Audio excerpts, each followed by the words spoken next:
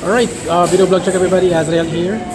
Let's do a quick commentary about the Honor 600 5G. This is on my hand, no? Also, don't forget to meron din Honor 600 Pro, which is nakita ko na sa tindahan ni Honor Philippines, no? Sa store, I went to SM Bacoor, last spot ko, merong Honor 600 Pro. But ito sa kamay ko, it's Honor 600. Let's do a vlogging. Mag-vlog tayo using this, no? So, para makita nyo yung ganda ng phone na ito, yung camera. Parang quick vlogging lang using the front camera na merong 50 megapixel na front camera. Alright, so let's do a quick vlog at kwentuhan tayo about the awesomeness of the Honor 600 5G from Honor Philippines. Alright, let's do it. By the way, we're in Starbucks, though, in Parkay. So, alright, so ito na yung Honor 600, no?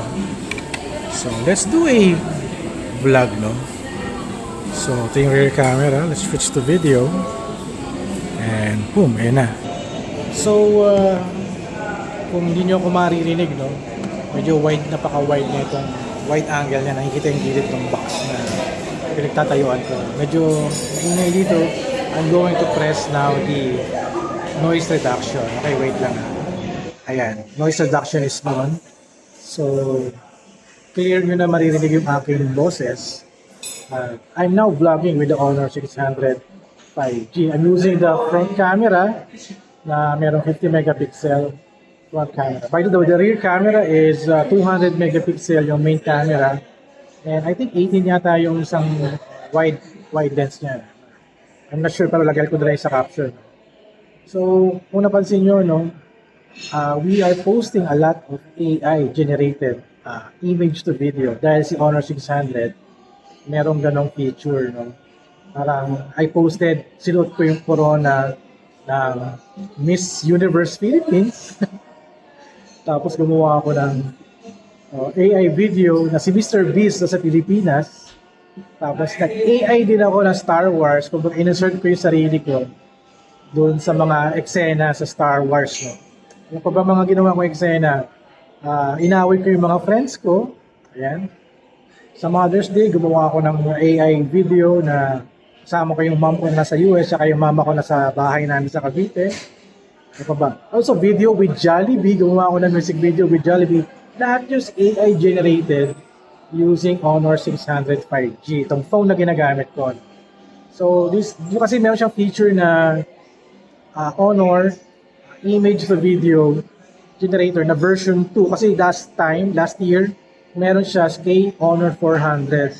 So, doong Honor 400 last year, ginagamit namin yung image to video AI sa mga eksena, no? Yung mga pictures, pagagalawin namin. Ito mas maganda kay version 2, yung Honor 600, yung image to video AI. Meron na siyang mga prompt. You can write your command kung ano yung mga features na gagawin nyo. At maraming mga action modes, no, for the AI generation. Napaka-powerful nga. Medyo masayang gamitin for fun, for social media, or para lang magpasaya sa tao. For example, meron kang departed loved ones. So, pagalawin yung pictures ninyo na luma, pero yung pagalawin nyo, for example. At you can now create a story using AI. Napakaganda ng technology. Ginagawa namin, 5 seconds lang yung video na ma-regenerate mo. And if you created 5 videos, different kinds of scenarios, you can create your own story. Ganun ang ganda yung Honor 600. Yun lang, mangyari, this is a limited run offer lang. I'm not sure kung hanggang kailan to kasi katulad kay Honor 400, nangyari is after some months, may bayad na siya. So kay Honor 600, possible baka in the next few months or maybe pagdating ng December, baka may bayad na yung AI generation. Ganun talaga kasi, hindi siya forever kasi usually AI expensive. So pag bago-bago yung phone mo, you have the Honor 600 for example, you can enjoy free AI generation using your phone. Yun ang maganda rin. Hindi ko lang alam kung magkano if ever na matapos na yung limited run na to. Kasi sa Honor 400 ko, nakakapag AI generate ka, you can use AI generation for 3 times per month.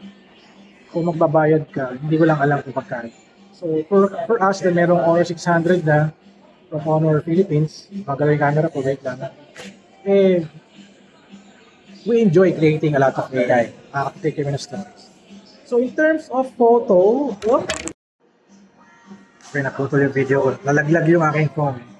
In terms of the image, no, yung for photography niya, okay naman siya. Mas better siya kaysa doon sa 400. So I guess yung 400 baka i-obsolete na to, no? Kasi ang next na papalit na is Honor 600, which is very highly recommended if you're planning to get a new phone. Mas maganda kung Honor 600 Pro yung bilhin nyo. Dahil napaka-powerful niya. Dahil meron siyang telephoto lens. Kasi si Honor 600, dalawang lens lang siya. Well, tatlong lens. But ang maganda kay Honor 600 Pro, yung second lens is telephoto lens. Which is ang zoom talaga. Ang zoom talaga. Kaya for me, pag kailangan ko ng zoom, I'll be using my Honor 400 Pro. Kasi ito medyo wala siyang zoom eh. But can zoom konti na mga 10x kaya niya. Pero beyond that, medyo wala nang ginakaya. So yun, that is a quick commentary lang about Honor 600. Kasi ginagamit na namin eh. Napangan nyo yung launching ito sa May 14. It will be available in the Philippines. I think pwede kayo mag-start ng pre-order. Doon natin malalaman kung ano yung mga freebies na kasama niya sa bundle ni Honor. Alright, so that's it for our vlog for today. Honor 600 5G na aking gamit and recording this vlog using the 50 megapixel front camera. Sit down vlog lang tayo. Kwentuhan lang tayo about Honor 600. Ayun, so kita-kits and see you at the next video.